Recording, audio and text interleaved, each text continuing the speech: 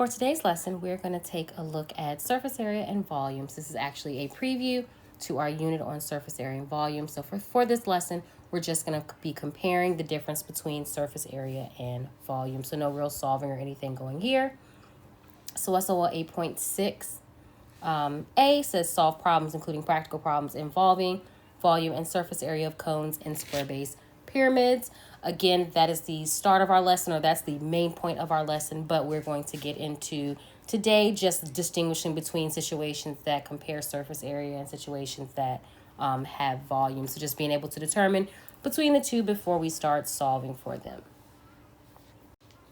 All right, so starting off with a little bit of vocabulary. So surface area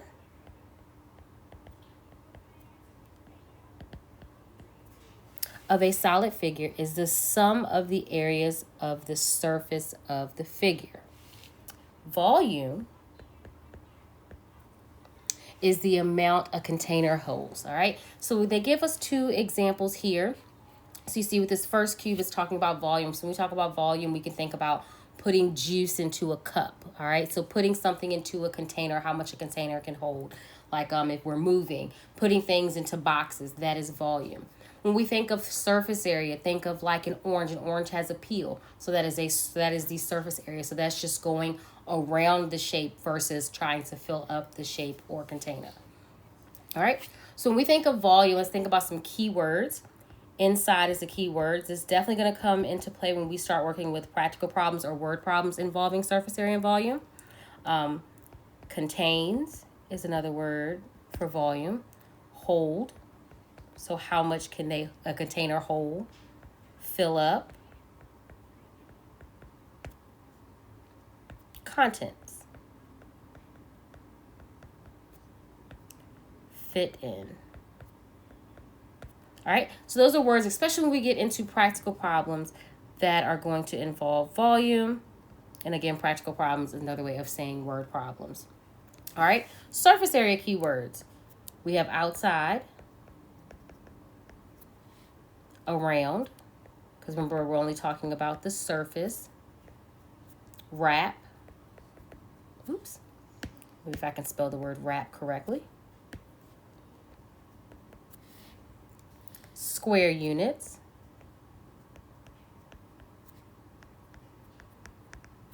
And cover. All right. So we can also think about surface area when you're wrapping gifts. All right. That's another example of surface area. All right. And these words are going to come more into play when we start working with practical problems. But again, getting you familiar with the differences between surface area and volume. All right. So let's take a look here at a few practice problems here, or a few situations, and we're going to determine whether it is area or volume.